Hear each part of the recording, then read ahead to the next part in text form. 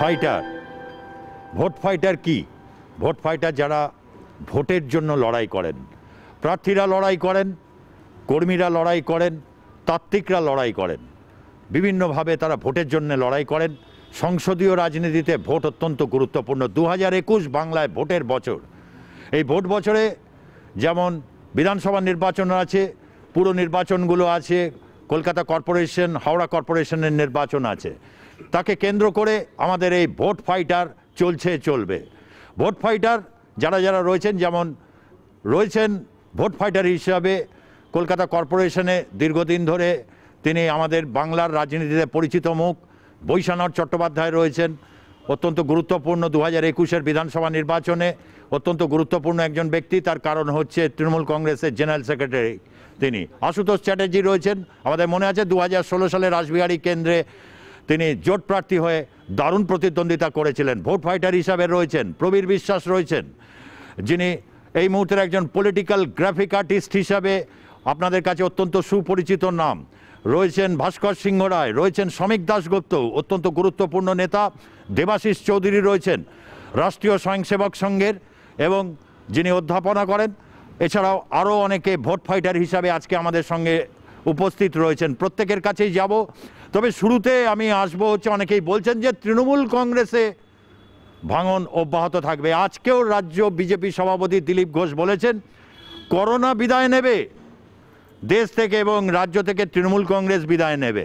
বৈষ্ণববাবু, alarming কি না? আমি পাগলের প্রলাপের যদি কোনো উত্তর দেওয়ার থাকে তাহলে তো আসো বাপার কথা। যিনি বলেন যে বিদ্যাসাগর সহজপাঠ লিখেছেন, তার রাজনৈতিক প্রজ্ঞা সম্বন্ধে আমার একটু প্রশ্ন থাকায়। এখন তৃণমূল বিদায় নেবে কিনা সেটা তো উনি ভবিষ্যৎবাণী করছেন, তো উনি নিজে কবে বিদায় নেবেন এটাই আমি ভাবছি কবে এটা হবে। কারণ উনি যেভাবে ওনাকে সরিয়ে দেওয়ার নতুন নতুন লোক দেখতে পাচ্ছি। তবু এইটুকু আপনাকে বলছি, তৃণমূল কংগ্রেস কিন্তু গণ আন্দোলনের ফসল। তৃণমূল কংগ্রেস মানে সিঙ্গুরের আন্দোলন, নন্দীগ্রামের আন্দোলন, নেতায়ের আন্দোলন, ছোট আঙ্গারিয়ার আন্দোলন, নানুরের আন্দোলন, ভিখারি পাশনের অন্তর্ধানের বিরুদ্ধে প্রতিবাদ, 21শে জুলাইয়ের লড়াই। 21 মানে ওপার বাংলায় যেরকম ভাষা আন্দোলন, 21 মানে এখানে 21শে জুলাই, আর 2021 মানে এই রাজ্যের মামাটি মানুষের সরকারের হ্যাট্রিক। চমৎকার, মামাটি মানুষ সরকার হ্যাট্রিক করতে চলেছে। শ্রমিকবাবু, না, উনি ডেফিনেটলি এটা আশা তো করবেনই, নয়তো তো প্রতিদ্বন্দ্বিতা উনি করবেন কি করে? মনের জোর রাখার জন্য এগুলো বলতেই হবে। তবে এক্ষুনি বৈশ্বনাথদা যেটা বললেন যে পাগলের প্রলাপ, মানে আমি অনুরোধ করবো বৈশ্বনাথদাকে একটু চিন্তা করতে, পাগল নির্বাচনটা ঠিকমতো করতে। কারণ আমরা দেখেছি 19-এ নির্বাচনের আগে অনেকে বলেছিল যে 42-এ 42, আর আমাদের এই দিলীপদাই কিন্তু বলেছিল 19-এ হাফ 21-এ সাপ। তো দিলীপদার কথা ঠিক হয়েছে। আর যিনি বলেছিলেন যে 42-এ 42, এখন তো মানুষ তাকেই তাহলে পাগল ভাববে যদি বলে যে আমি আবার ক্ষমতায় আসবো। সুতরাং এটা মানুষের ওপর, আমরা সবসময় মানুষের উপর বিশ্বাস রাখি। আমাদের যে গণতন্ত্র আমরা মুখে খালি বলি না, আমরা আমাদের কাজের মধ্যে দেখাই। 21-এ নির্বাচন মানুষ ঠিক করে রেখেছে এই অত্যাচারী সরকারকে আর ক্ষমতা। বিজেপির পাশে রাষ্ট্রীয় স্বয়ংসেবক সংঘ থাকে অন্যান্য রাজ্যগুলোতে, বিজেপির পাশে তার একটা শক্তি। কি মনে হয় যে 19-এ হাফ 21-এ সাপ? তৃণমূল কিন্তু বলছে পরিষ্কারভাবে যে তারা আসছেই ক্ষমতায়, হ্যাট্রিক করতে চলেছে। না, ভারতীয় জনতা পার্টি রাজনীতির ক্ষেত্রে ওনার প্রতিদ্বন্দ্বিতা আছেন এবং ভালো প্রতিদ্বন্দ্বী এখন উঠে দাঁড়িয়েছেন। মানে বাংলায় একমাত্র বিকল্প, আর জয় তো নিশ্চিত, ভারতীয় জনতা পার্টির জয় নিশ্চিত। কিন্তু সংঘের পক্ষ থেকে এইটুকু বলা, যেটা আগেও বলেছিলাম, যে রাজনীতি সামাজিক জীবনের একটি অঙ্গ। পশ্চিমবাংলার সামগ্রিক যেই দুর্গতি বা যেই অবনয়ন ঘটেছে, 34 বছরে যা ঘটেছিল, এই গত 11 বছরে পশ্চিমবাংলা যেই জায়গায় পৌঁছেছে, সেখান থেকে মানুষ এখন ত্রাণ চাইছে, মানে হিন্দুরা আক্রান্ত হওয়া থেকে শুরু করে অনুপ্রবেশকারী, তারপরে নানানভাবে যতভাবে একটা ব্যভিচার তোষণ যেভাবে হচ্ছে, তারপরে দুর্নীতি, নবযুব সমাজের কাছে, ছাত্র যুব সমাজের কাছে কাজ নেই, মানে একটা বিভীষিকার মধ্যে পশ্চিমবাংলা রয়েছে। বিভীষিকার মধ্যে পশ্চিমবঙ্গ রয়েছে। প্রবীর, অবশ্যই বিভীষিকার মধ্যে আছে, আমি স্বীকার করি ওনার কথা। বিভীষিকা আমাদের কাছে এই মুহূর্তে বিজেপি, যারা হিন্দুত্বের নামে ধর্মের রাজনীতি করতে চাইছে, যারা হিন্দুত্বের নামে সমাজকে ভাগ করতে চাইছে, যারা পশ্চিমবাংলার সংস্কৃতি নষ্ট করছে, যারা ভাষা সংস্কৃতির ওপর ক্রমাগত আক্রমণ করে যাচ্ছে, তারা তো বিভীষিকা হবেনি। এটা খুব স্বাভাবিক সুচিতা, বিভীষিকা হবেন। ভাষা সংস্কৃতির উপর এটা ঘটনা যে বিজেপি এমন কিছু কথা বলছে যেটা ঠিক পশ্চিমবঙ্গের রাজনীতিতে কখনো আগে কখনো শোনা যায়নি। না, প্রথমত তো আমি প্রবীরদাকে ধন্যবাদ আবার জানাবো, প্রবীরদাকেও ধন্যবাদ জানাবো যে উনি স্বীকার করলেন যে ওনাদের কাছে বিজেপি বিভীষিকা। এটা ভালো লক্ষণ একটা, যে আমাদের ক্ষমতাকে ওনারা এবারে ভয় পেতে শুরু করেছেন, খুব ভালো। আর ভাষা সন্ত্রাস আমার মনে হয় সারা ভারতবর্ষের কাছে আজকে এই ভাষা সন্ত্রাসের জন্য আমরা লজ্জিত, যখন আমাদের মুখ্যমন্ত্রী বলেন তুই কে যে তোকে হিসেব দেবো। এটা বাংলা সংস্কৃতি নয়। বাংলা সংস্কৃতি পরকে আপন করে নেওয়া, মানুষকে সম্মান দেওয়া, গলায় দড়ি দিয়ে প্রধানমন্ত্রীকে ঘোরাবো, এই সবগুলো হচ্ছে ভাষা সন্ত্রাস। বাংলায় চোলায় চোলায় সংস্কৃতি চলবে না, আর রবীন্দ্রনাথকে বিকৃত করা চলবে না, রবীন্দ্রনাথের অবমাননা বাঙালি সহ্য করবে না। আমাদের জাতীয় সঙ্গীত গাইতে পারেন না, একজন মন্ত্রী ছিলেন যিনি জাতীয় সঙ্গীত গাইতে পারেন না, তাকে কি আমরা বলছি যে তার ভারতে থাকা উচিত নয়? আমরা তো বলছি না। ঠিক আছে, এই পশ্চিমবঙ্গ সরকারের সিলেবাসের মধ্যে আমাদের সমস্ত বিপ্লবীকে সন্ত্রাসবাদী বলা, ক্ষুদিরাম বোসকে সন্ত্রাসবাদী বলা, ওই একই চ্যাপ্টারের মধ্যে আবার ক্ষুদিরাম, সেটা এটা বৈষ্ণব। হ্যাঁ, এই বিজেপির কি জ্ঞানগম্ভীর আছে বলুন তো? ওদের সর্বভারতীয় দলের সভাপতি বলছে শান্তিনিকেতন নাকি রবীন্দ্রনাথের জন্মভূমি। এই তো ওদের জ্ঞান, এই তো প্রজ্ঞা। ঈশ্বরচন্দ্র বিদ্যাসাগর, ওদের দিলীপ ঘোষ বলছে সহজপাঠ মূর্তি ভেঙেছে ঈশ্বরচন্দ্র বিদ্যাসাগরের। জওহর গাঙ্গুলি মারা গেছে 50 বছর আগে, ওদের রক্তদান শিবিরের কার্ড পৌঁছাতে যাচ্ছে। যে লোকটা 50 বছর আগে মারা গেছে, এর থেকে লজ্জার আর কিছু হতে পারে না। ওরা হলো বাঙালি বিরোধী, বাঙালি বিদ্বেষী একটা রাজনৈতিক দল। আপনাদেরকে বাংলা বাঙালি বিরোধী রাজনৈতিক তৃণমূলের নেতাদের জানা উচিত পশ্চিমবঙ্গের মানুষ অত বোকা নয় যে হলুদ রঙের বা গেরুয়া রঙের কাউকে দিয়ে পরিয়ে তাকে দিয়ে বিদ্যাসাগরের মূর্তি ভেঙে বলবে বিজেপি করেছে। মানুষ বলেছিল সিসিটিভির ফুটেজ সামনে আসুক, তদন্ত আসুক, আজ পর্যন্ত হয়নি। রবীন্দ্রনাথের জন্মস্থান বলুন। রবীন্দ্র জয়ন্তীতে নবান্ন থেকে নির্দেশ এসছে যে রবীন্দ্রনাথের গানের সাথে মমতা ব্যানার্জির গান গাইতে হবে। এর চেয়ে বলছে যে সমস্ত বাংলা সংস্কৃতির উপর তৃণমূল দলীয়করণ করতে চাইছে, এই কথাটাই বলছে। একেবারেই নয়। দেখুন, উত্তর ভারতীয় একটা সংস্কৃতি যে বাংলার মধ্যে চাপিয়ে দেওয়ার চেষ্টা হচ্ছে, এটা সকলেই মানবেন। আমরা বাংলার যে সংস্কৃতি, সেই সংস্কৃতিকে রবীন্দ্রনাথকে ঠাকুর জানতেন, রবীন্দ্রনাথ ঠাকুর, ওনারা বলছেন ঠাকুর নয় টেগোর। এটা আমি জানি না যে ওরা কেন টেগোর বলছেন, ঠাকুর, রবীন্দ্রনাথ ঠাকুরকে ঠাকুর বলতে ওদের আপত্তি কোথায়। এবং বিভিন্ন সময় দেখা গেছে যে উত্তর ভারতীয় রাজনীতিকে, উত্তর ভারতীয় ধর্মীয়করণকে বাংলার মধ্যে চাপাতে চাইছে।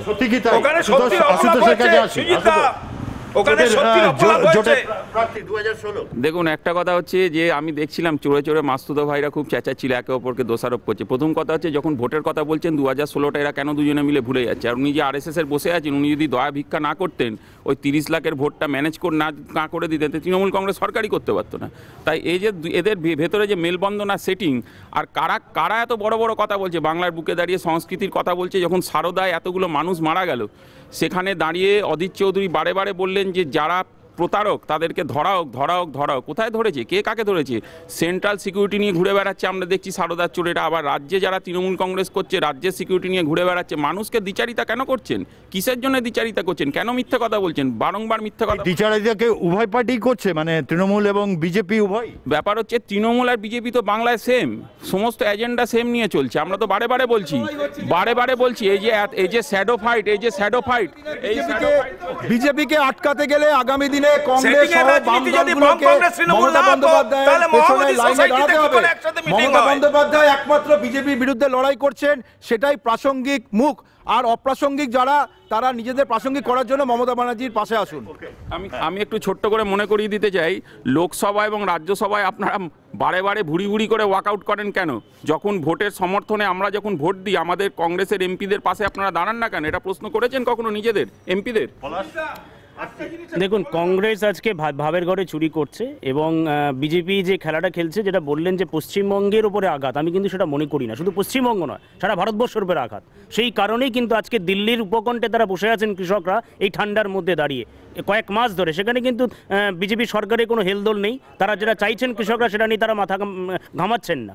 ঘামানো উচিত। সাধারণ মানুষ আজকে মানে ব্যতিব্যস্ত হয়ে গেছেন। সাধারণ মানুষকে তারা কিন্তু সমস্যার মধ্যে ফেলছে। এটা তো ঠিক কথাই। যেখানে পাঞ্জাবের কিছু হচ্ছে, পাঞ্জাবে দীর্ঘদিন সরকার চালানো আকালির সাথে আজকে কি আগে তাকানো উচিত আমাদের এখানকার শিক্ষকরা তারা ঠান্ডার মধ্যে দাঁড়িয়ে আছে ভুল বলছেন অনেকক্ষণ ধরে ভুল বলছেন এবার সঠিকটা শুনুন একটু দাবি মানা হচ্ছে না আর এক্ষুনি আশুতোষ বললো না যে আমাদের সাথে তৃণমূলের সেটিং তো করেছে কংগ্রেস আরে কৃষকদের কবে মারা বন্ধ করবেন এটা আগে মানুষ জানতে চাইছে সেটা বলে ফেলুন সেটা বলে ফেলুন আগে সেটা বলে ফেলুন সেটা বলছেন না আপনারা এই তৃণমূল বলছেন না কৃষকদের কবে খুন করা বন্ধ করবেন ফুলকপি কত টাকা বিক্রি হচ্ছে এবং ফুলকপি কত টাকা বিক্রি হচ্ছে ফুলকপি কত টাকা বেড়ে আছে সমস্ত বাজারে জিনিসের দাম বেড়ে আছে তেলের দাম বেড়ে আছে আসলে বিজেপি কোনো ভিত্তি নেই, জনভিত্তি নেই, ওরা মানুষের জন্য কিছু করেনি। যা যা কথা বলে ক্ষমতায় এসছিল, বছরে 2 কোটি চাকরি দিতে পারেনি, বিদেশ থেকে কালো টাকা ফেরাতে পারেনি, সন্ত্রাসবাদ দমন করতে পারেনি, বিভাজনের রাজনীতি 15 লক্ষ টাকা করে ব্যাংকে দেবে বলেছিল, দিতে পারেনি।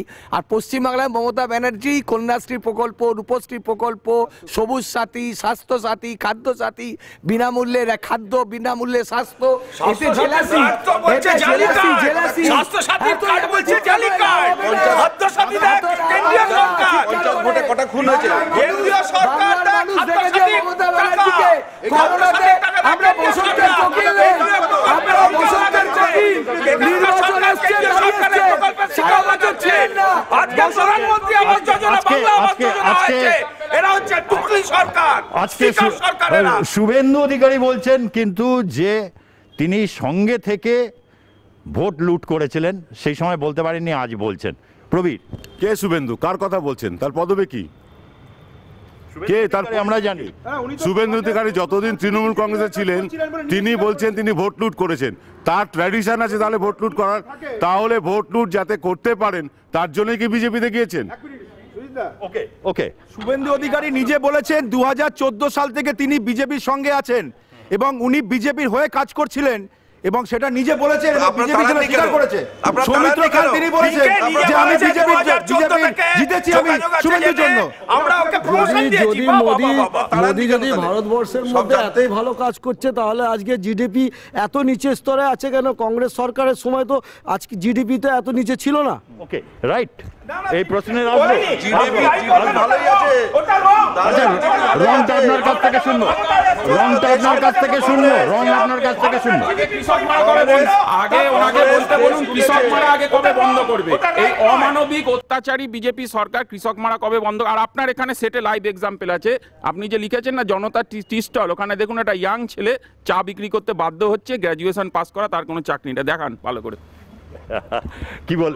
আচ্ছা আমি জিডিপি পড়েছে রাইট, ওটা আমি বলিনি, প্রশ্ন আচ্ছা ওটা রং, কারণ স্বাধীনতার পর থেকে 2014 স্বাধীনতার পরে আমরা যা তৈরি করেছি সেল থেকে ভেল থেকে শুরু করে সমস্ত বিক্রি করেছে, বিক্রি বাট্টা সরকার বিজেপি সবাই জানে। আর রাজ্যে তৃণমূল একই কাজ করছে, কোনো চাকরি বাকরি দিতে পারে না, তারা শুধু আওয়াজ দেয়, তারা শুধু আওয়াজ দেয় আর গ্যাস বেতনের মধ্যে মানুষকে ধোঁকা দেয়।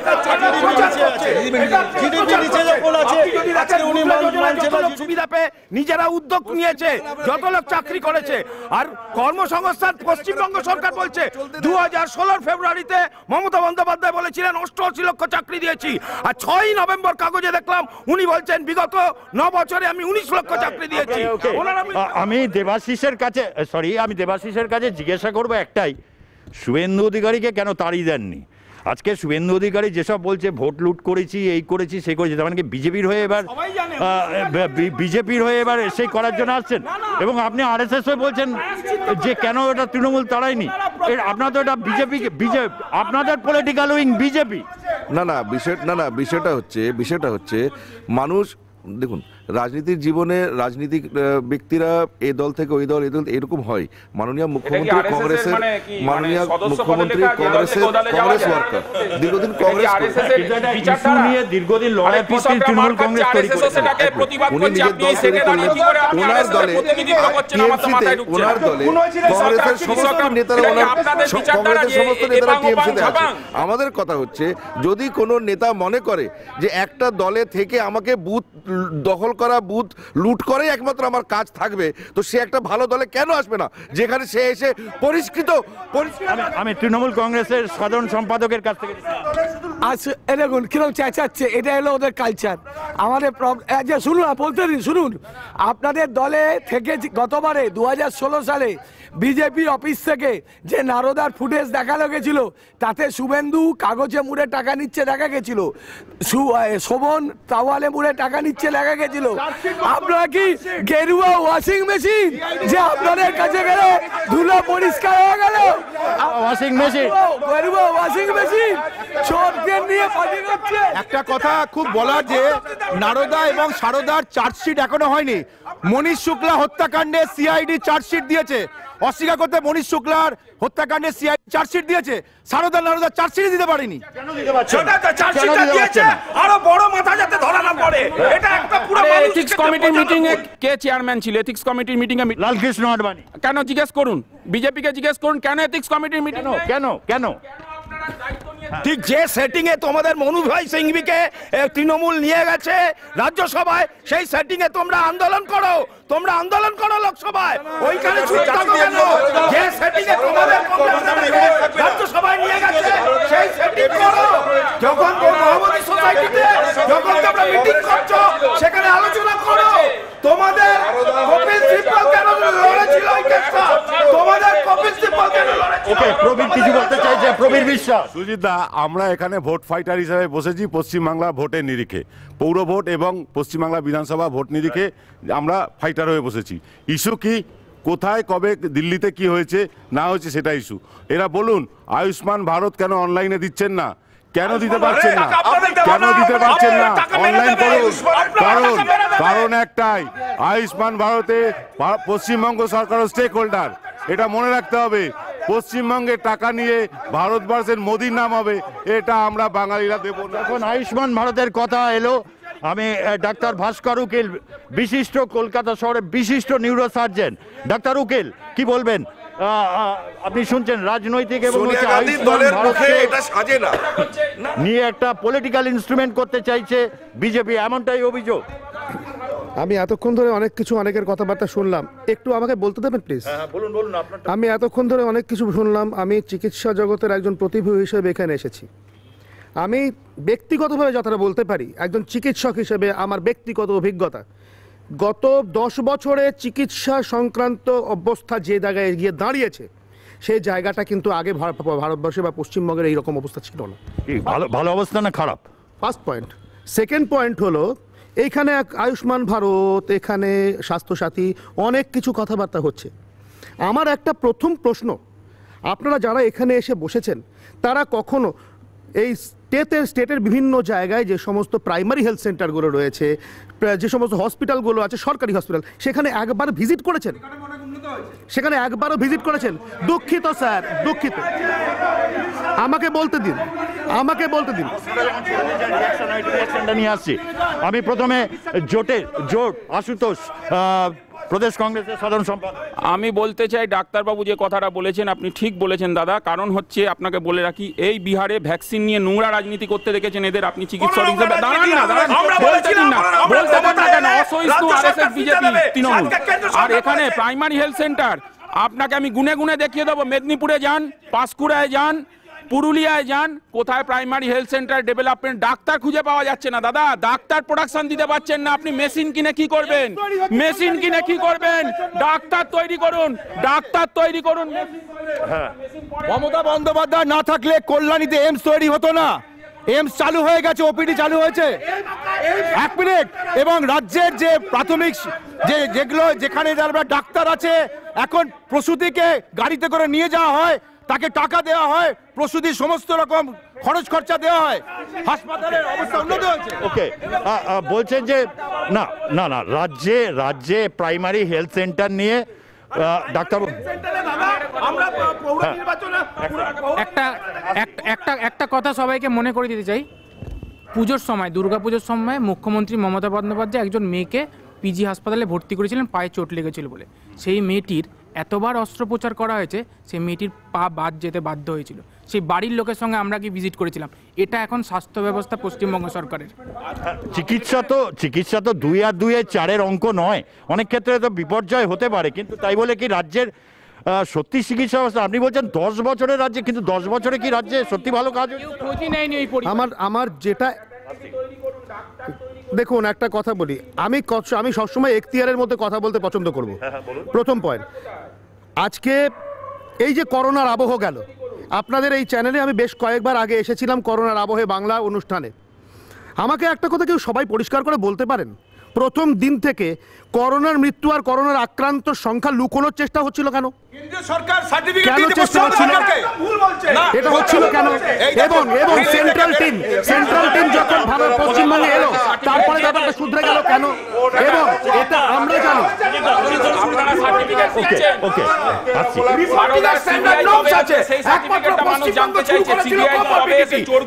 অন্যান্য রাজ্য ওটা করতে শুরু করে, তখন কেন্দ্র ওইভাবে রিপোর্ট দিচ্ছে, কেন্দ্র সরকার সার্টিফিকেট দেয়নি, এরা লুকিয়েছে। আর দ্বিতীয়ত আমরা দেখেছি স্বাস্থ্য কেন্দ্রে ভোটের আগে বোমা মজুদ থাকে, এই হচ্ছে পশ্চিমবঙ্গের। প্রত্যেকটা সময় যদি মিথ্যে কথা বলেন মানুষ কিন্তু খাবেন না, এটা যারা বলছেন তারা একটু ভেবেচিন্তে বলবেন, কারণ আপনার জনমানসের ভাবমূর্তিটা নষ্ট হবে। তার কারণ মুখ্যমন্ত্রী মমতা বন্দ্যোপাধ্যায় পশ্চিমবঙ্গে যখন প্রথম কোমোবিলিটি কথা বলেন, তখন বিজেপির লোকেরা চিৎকার করে উঠেছিলেন যে লুকানো হচ্ছে। সারা ভারতবর্ষটা মানতে বাধ্য হলেন যে কোমোবিলিটি দিয়ে বলতে হবে, কেন্দ্রীয় সরকার রিপোর্ট তাই বলছে। আজকে আপনারা মিথ্যা বলে কি প্রমাণ করতে চাইছেন? যখন পশ্চিমবঙ্গে যখন করোনা প্রথম এলো, তখন বলা হলো পশ্চিমবঙ্গে আউটবাস্ট হবে, পশ্চিমবঙ্গ ভেসে যাবে করোনাতে। আজকে পশ্চিমবঙ্গ কতটা কন্ট্রোল করোনাতে? মিথ্যে কথা বলে মানুষের কাছে, জনমানুষে আপনাদের ভাবমূর্তি নষ্ট করবেন না। বলুন, আপনি যখন আজকে কোমরবিডিটির কথা বলছেন, দয়া করে আমার সামনে কোমরবিডিটির কথা এভাবে উচ্চারণ করবেন না। কারণ ডেঙ্গু যখন ডেঙ্গু হয়েছিল, তখন ডেঙ্গু ফিভার লেখা যাবে না, তখন হিমোরেজিক ফিভার লিখতে হবে, বাট ডেঙ্গু ফিভার লেখা যাবে না। What for? কারণটা কি? এতে কোন পরিসংখ্যানিক উন্নতি হচ্ছে এটা আমাকে জানান। কেন এমআইসি কলকাতা কর্পোরেশন বৈশ্বনাথ চট্টোপাধ্যায় আমাদের মমতা বন্দ্যোপাধ্যায় যা বলেছে অক্ষরে অক্ষরে সেটা বলে গেছে, এবং কেন্দ্রীয় সরকারের হিসাবে শ্রেষ্ঠ রাজ্য আমরা সারা ভারতবর্ষে, করোনা প্রতিরোধে শ্রেষ্ঠ রাজ্য। আন্তর্জাতিক স্তরে আমাদের প্রকল্প স্বীকৃতি পেয়েছে, কন্যাশ্রী, আমাদের আন্তর্জাতিক উত্তর বাংলা সবুজ সাথী প্রকল্প, আমরা আন্তর্জাতিক স্তরে স্বীকৃতি পেয়েছি। আমরা বাঙালিরা ভাবিজি পাপড় না খেয়ে, আমরা থালা না বাজিয়ে, আমরা প্রদীপ না জ্বালিয়েও পশ্চিমবঙ্গে এখন খুব ভালো জায়গায় আছি। আমরা ঘন্টা বাজাবো না, আমরা প্রদীপ জ্বালাবো না। প্রদীপ না জ্বালিয়ে করোনা, ভাবিজি পাপড় না খেয়ে বলছে প্রবীর যে আমরা করোনাকে আটকাতে পেরেছি। আসলে মুশকিল হচ্ছে আমার যতদূর শ্রমিকদা দাঁড়ান না প্লিজ শুনতে দিন না। ব্যাপার হচ্ছে আমার যতদূর মনে হচ্ছে বিজেপি আর তৃণমূল অজানা জ্বরে আক্রান্ত হয়েছে। যে একটা জ্বর এসেছিল পশ্চিমবঙ্গে, অজানা জ্বর, তাতে আক্রান্ত হয়েছে। তার কারণে এত ভুলভাল বলছে। মোদিজি যে বলেছিল বাজাও খালি, ক্র্যাকার থেকে শুরু করে সব ফেটেছে। কোভ্যাক্সিন তৈরি করার কটা নতুন নিয়ম এনেছে বা এই ভ্যাকসিন তৈরি হচ্ছে কি হচ্ছে মানুষ জানতে পারছে। তবে কিন্তু সময়ের মধ্যে কিন্তু ভ্যাকসিনের ক্ষেত্রে কিন্তু সবুজ সংকেত দিয়ে দিয়েছে কিন্তু কেন্দ্রীয় সরকার। ব্যাপার হচ্ছে এই কেন্দ্রীয় সরকারের যতগুলো প্রকল্প আছে, আপনি জিজ্ঞেস করুন না দায়িত্ব নিয়ে, নাইসেট থেকে শুরু করে কে একজন ভ্যাকসিন নিল, চেতলায় 4টে হোর্ডিং পড়লো, ওটা ভ্যাকসিন না। সাধারণ মানুষ কবে পাবে? সেই ত্বরান্বিত কাজটা কবে হবে? রবীন্দ্রনাথের মতো দাঁড়িয়ে রাখলে রবীন্দ্রনাথ হয় না, রবীন্দ্রনাথের ভাবাদর্শটাকে ভেতরে নিতে হয়। তো কোনো একজন ব্যক্তি লম্বা দাড়ি করলেন তাতে হয় না। শেষ করি সেই জায়গায় দাঁড়িয়ে মমতা বন্দ্যোপাধ্যায় নিজে করোনা চিকিৎসা করছেন না, করোনার চিকিৎসা করছেন ডাক্তারবাবুরা, এবং তারাই পরামর্শ দিচ্ছেন। ওকে, দেবাশিস, কেউ হিজাব পড়লে মুসলিম হয় না। হ্যাঁ, তো সেই জন্য বলবেন না এইভাবে। হ্যাঁ, বলবেন না। আর রবীন্দ্র বন্দ্যোপাধ্যায় আর রবীন্দ্রনাথের বিষয়ে আমরা শুনলাম ভোট ফাইটাররা দেখেছেন কিরকম অ্যাক্টিভ থাকে। রাজনৈতিকভাবে সচেতন রাজ্য যেমন বাংলা, এখানে ডাক্তার থেকে শুরু করে, পেশাজীবী থেকে শুরু করে, সাংবাদিক থেকে শুরু করে, সাধারণ মানুষ থেকে শুরু করে প্রত্যেকেই কিন্তু ভোট নিয়ে তাদের বক্তব্য এরকম থাকে। ভোট ফাইটার চলছে, চলবে। এই এরিনাতে ভোট ফাইটার চলছে, জনতা টি স্টলে চা চলবে। ফিরছি বিরতির পরে, সঙ্গে থাকুন।